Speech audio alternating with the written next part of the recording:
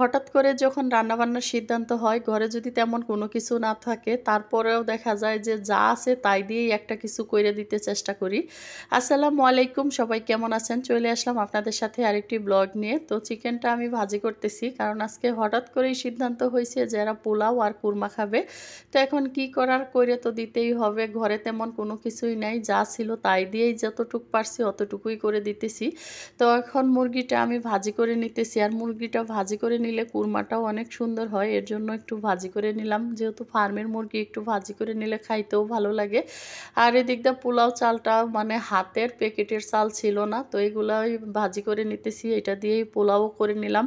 হঠাৎ করে সিদ্ধান্ত হইলে মানে একটা বিপদের মধ্যেই পইড়া যাওয়া হয়। রান্নাবান্নার যদি তেমন কোনো ব্যবস্থা না থাকে তখন কিন্তু মানে ঘরে থাকা জিনিস দিয়েই রান্না করে ফেলি। এরকমই করি আমি মাঝে মধ্যেই। তো এখন আবার একটু কাবাবও বানিয়ে ফেললাম। তো কাবাবটা কিন্তু আমার বুটের ডালও ছিল না। এটার মধ্যে ২ টা আলু দিয়ে, চিকেন দিয়ে আর কাবাবের মসলা দিয়ে এটাও বানিয়ে নিছি। এটাও খাইতে দারুণ হয়েছিল। আর মসলাটা দিছি আমি গরুর মাংসের জন্য যেই মসলাটা করছিলাম, এইটাই দিয়ে দিছি এইখানেও। তো কাবাবটাও ভীষণ মজার হইছে। আর এটা পরের দিন সকালবেলায় নাস্তা রেডি করতেছি। আজকে মুরগির মাংস আলু দিয়ে ঝোল করব আর চিটা পিঠা বানাবো। তো এই হচ্ছে আমাদের আজকে সকালের নাস্তা। প্রায়ই দেখা যায় যে বাচ্চাদের জন্য একেক ধরনের নাস্তা বানাইতে হয়। তো ভাবলাম যে আজকে একটু চিটা পিঠা খাই। যেহেতু চাউলের অনেক গুঁড়ি করে রাখছি ফ্রিজে। এইগুলা তো শেষ করতে হবে খাইয়া। তো আজকে পিঠা বানিয়ে নিলাম। আর এই চিটা পিঠাটাও বাচ্চাদেরও অনেক পছন্দ। আর দুপুরের জন্য ছোট মাছটা রান্না করে নিলাম। দুপুরের জন্য ছোট মাছ আর ডাল রান্না করে নিব আজকে। আর মুরগির মাংস যদি থাকে ওইটা দিয়ে আর কি দুপুরবেলায় খাওয়া-দাওয়াটা শেষ করে নিব। আর এদিক দিয়ে একটু মাছ কিনে আনলাম। কারণ নিচেই মাছ নিয়ে আসছে। তো এই মাছটা নিলাম। এটা প্রায় ৩ কেজি ওজনের। এখন এটা কাটতে যেয়ে দেখি আমি কাটতেও পারতেছি না। তো বড় মাছগুলা বেশিরভাগই দেখা যায় বাজার থেকে আমি কাইটা নিয়ে আসি। আর বাসায় যখন মাছ কিনি তখন আমার নিজেরই কাটতে হয়। তো তখন আর কি আমি এমনিতে মাছ কাটতে পারি। আর বেশি বড় মাছগুলা দেখা যায় এত বড় দা-বটি থাকে না, তো এর জন্য আর কি কাটা একটু কষ্ট। বাজারে আবার কাটলে সুবিধা মতো কাইটা আনা যায়। তো যাই হোক তারপরেও আমি পুরা মাছটাই কাইটা নিলাম।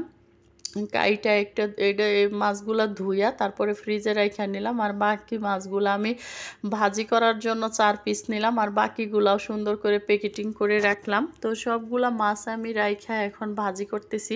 আর আজকের মাছ ভাজিটা এত মজা হয়েছিল না, সবসময় আসলে এইভাবে রান্না করা হয় না। তো আজকে কেন জানি ভাবলাম যে একটু শুকনা মরিচও ভাজি করে নেই সাথে। তো শুকনা মরিচ দিয়ে খাইতে ভীষণ ভালো লাগছে।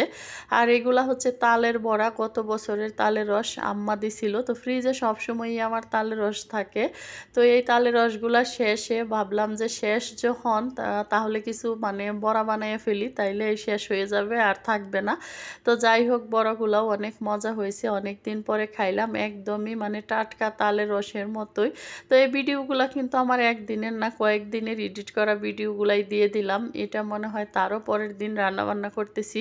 তো এত রান্নার ভিডিও তো আর একদিনে এতগুলা রান্না করি না। তো ভিডিও যেহেতু মানে মোবাইলের মধ্যে এত ভিডিও করাই থাকে, ভাবলাম যে যখনই এডিট করি সবগুলাই একসাথে দিয়ে দেই। সবাই ভালো থাকবেন, দোয়া করবেন। আল্লাহ হাফেজ।